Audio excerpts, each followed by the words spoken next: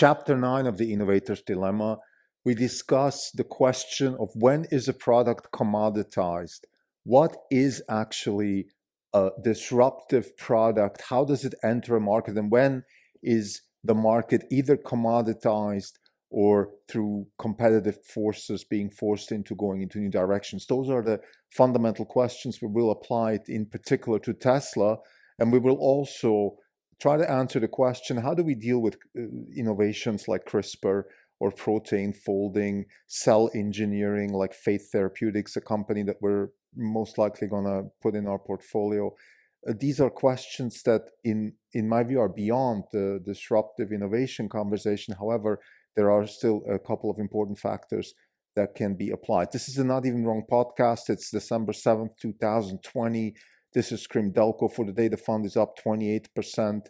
The market is down 20 basis points. We are up 364% roughly. The market is up 13.8% for the year. So we are outperforming by roughly 351%. If you put $100 in Orange Capital Partners on January 1st, 2020, you would have $4,464.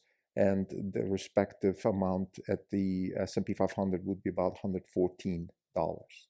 So the question in Chapter 9, we're asking the question, Christensen is asking the question, what is a commoditized product? Let's start with that. What does it mean to be commoditized? And Christensen answered this question by when the product's features, when the performance of the product that customers are looking for is being supplied by more than one competitor. This is roughly what commoditization means. He also introduces the notion of overperformance, a very important factor. And I want to jump straight into the Tesla conversation. So overperformance and commoditization of the product. But before I go there, actually, I want to just mention quickly a few news items of today that I think I need to mention before I go into the more general conversation of the episode. So we had some very encouraging news on the Crispr front. Our Crispr index today contributed roughly 5% of the portfolio, which is quite a lot, given the size compared to Tesla, which is by far the largest position, and also today has contributed roughly 22-23%, something along those lines. So let's get back to the Crispr front. Crispr Therapeutics has announced some successful first results in applying gene editing, CRISPR gene editing, to solve blood disorder problems. And this is very encouraging because the results are very good, and also the things like side effects, toxicity, all have very good results, and therefore the optimism in terms of these therapies has increased.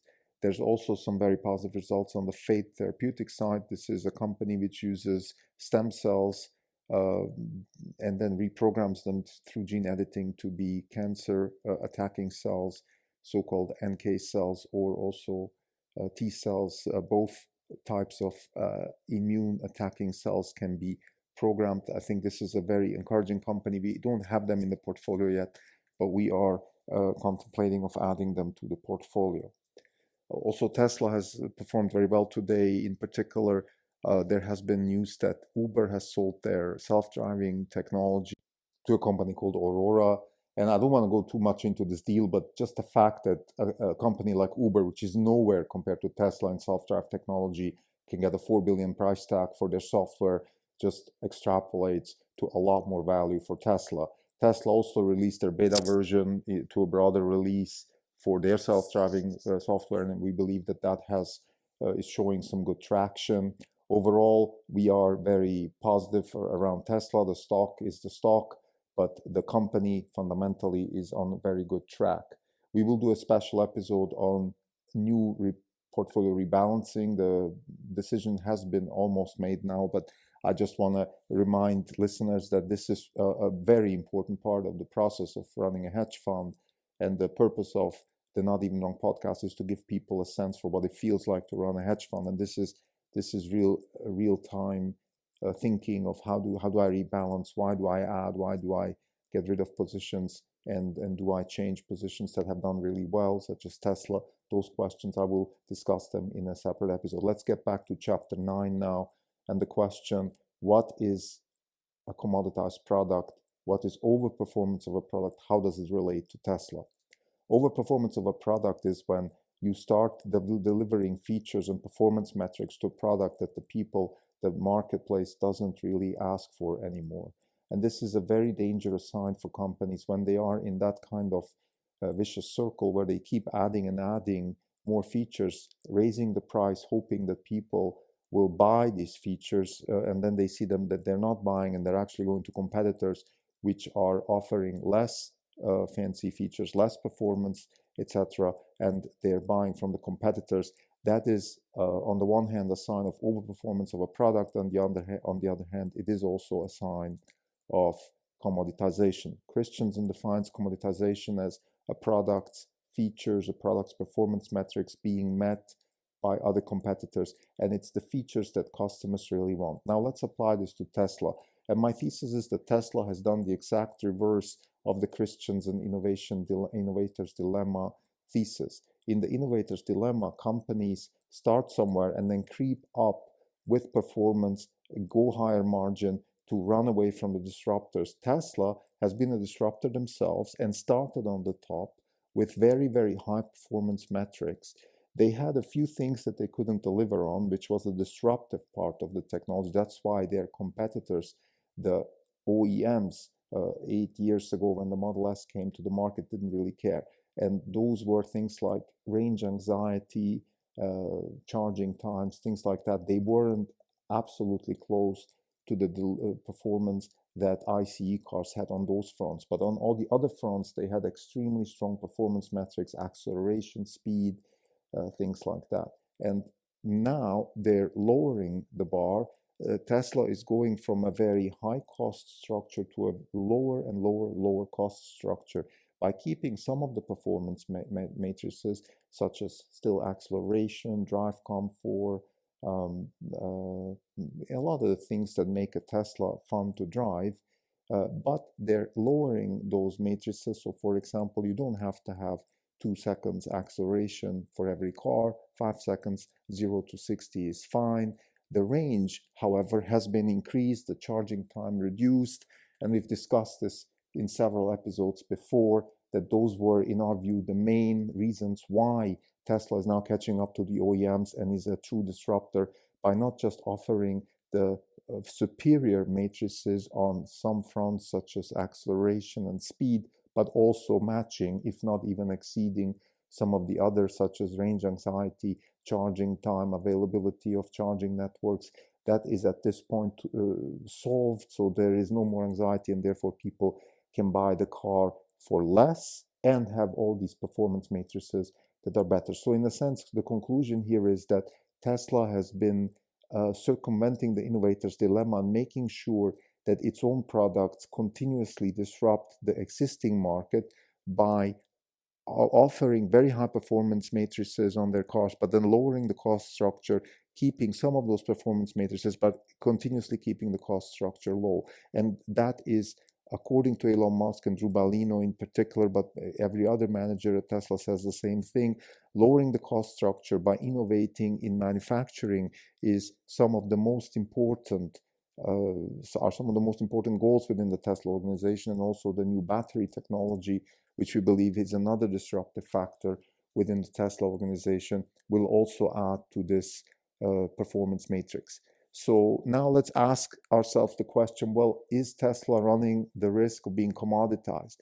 Can the same features of a Tesla be provided by other competitors? And the answer there is yes and no. Some of the features certainly can be offered by, we discussed in several episodes how the Chinese manufacturers could creep up from below and offer similar performance matrices such as a Tesla, or we could also see OEMs such as Volkswagen, etc., offer similar performance matrices. So on that front, there is a risk of commoditization of the market, in particular the OEMs, the Volkswagens and the GMs. They are absolutely used to this type because they've been living in a market like this for decades, where their products have been commoditized, where the matrices, the performance matrices of cars, no matter which class of car you looked at, it really didn't matter if you bought X, Y, or Z. Within their class, they were almost always the same.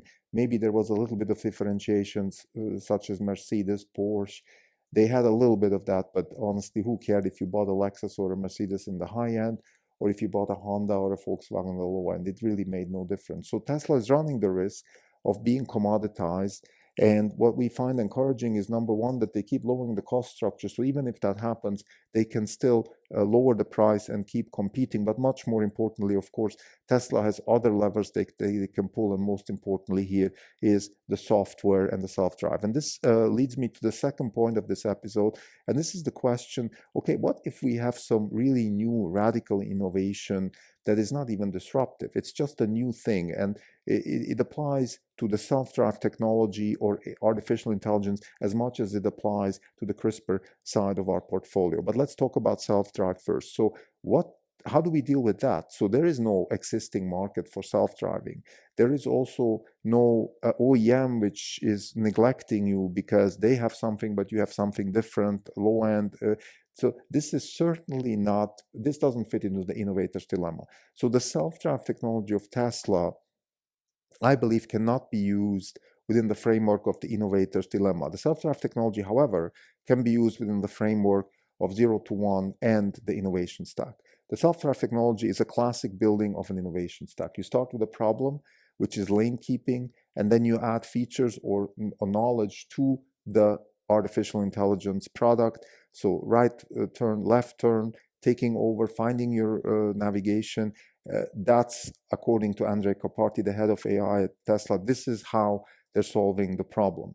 It is opposed to some of the AI, the advanced AI, which is coming out of Google, particularly DeepMind, where they're doing end-to-end solutions. And one of the biggest breakthroughs in the last couple of weeks was the success of AlphaFold in the CASP competition for protein folding.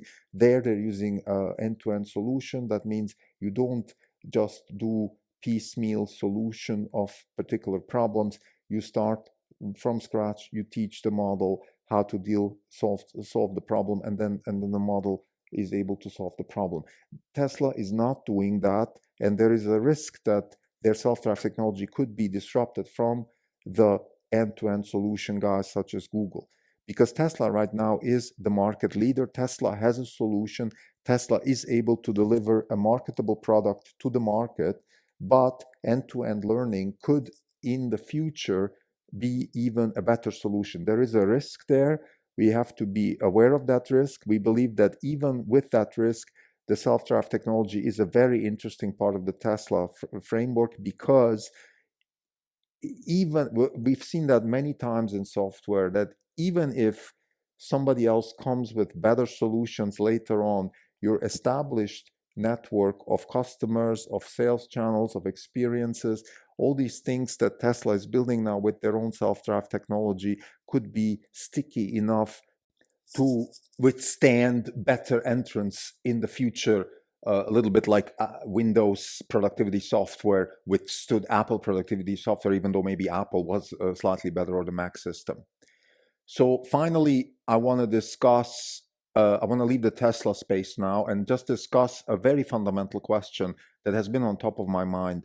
And that is the question, okay, within the context of disruption, of overperformance, commoditization, how does CRISPR and gene editing relate to that?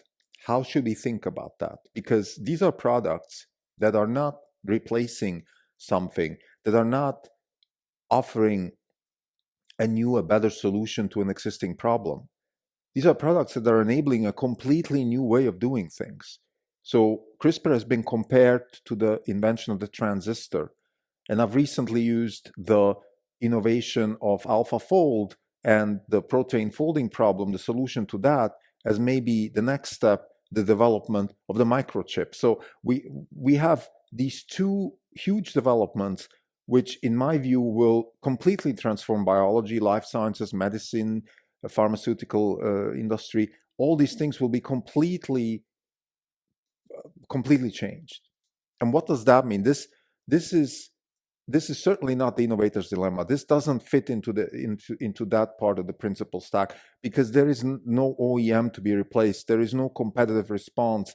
I think the existing pharmaceutical companies, it's not like they're going to try to do it the old way and fight against CRISPR therapeutics if CRISPR Therapeutics can efficiently edit genes and solve sickle cell beta thalassemia, it's not like Pfizer or Bristol Myers or Roche or whoever is going to try to do it their old way, overcharge people, have less efficacy, have more toxicity.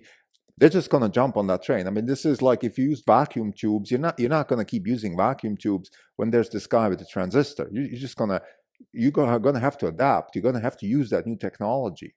So how should we think about this? And this is, in our view, this is a new field. It's a field that happens maybe once in a generation, where completely new processes, technologies are established from scratch, from out of academia, and then they're enabling completely new industries from scratch. This is not disruption. This is a lot more than that. I lack the word right now. It is disruption in certain senses. For example, it is lowering the cost, democratizing everybody's access to these technologies. That's definitely true, but it's creating dynamics which are way beyond what Clayton Christensen is explaining in the Innovator's Dilemma. It is certainly in the realm of 0 to 1 and the innovation stack, in a sense that it's unique. It has never been there before. It's not in a rat race competing with other technologies. It is completely new and much better than anything that we've seen before. So everybody will converge towards that technology. We at Orange Capital Partners have chosen to invest in companies that we believe are way ahead in the learning curve, or to use Jim McKelvey's words, they already are building an innovation stack, which will be very valuable, even if maybe some of the therapeutic applications don't succeed, but the innovation stack itself will be enormously valuable. Actually very similar also to companies in the quantum computing space, where we believe because there is no real application yet, but even that is okay because the innovation stack is being built. So when we have these new transformative technologies, such as CRISPR, such as quantum computing, but let's stick with CRISPR now. We have the ability to program cells, to program stem cells, which is amazing. That's what Fate Therapeutic is doing. So you take stem cells from a person, or even allogenic, so you can just use them off the shelf and program them and make sure they're accepted by your own immune system, and then inject them into a person and they can go on and fight cancer. This is amazing. It is a new way of doing things. It is much better than the old way, and we believe that this fits into our principal stack. We have to do some more work to maybe find better fundamental theoretic epistemological foundations for this, because we believe that in the disruptive innovation argument here is not covering the whole story. But to summarize, we are very happy with our situation as we stand right now. Our principal stack fits very well into our portfolio. It matches our portfolio very well. We have some new applications of Chapter 9 for Tesla. In particular, we understand why Tesla is not at risk of being commoditized, how Tesla is not overperforming its product and therefore running the risk of being disrupted itself. We also understand how some technologies, particularly CRISPR, can have a much wider effect than even disruptive technologies. And we will keep working on maybe expanding our principal stack into explaining those dynamics a little bit more in depth. Thank you.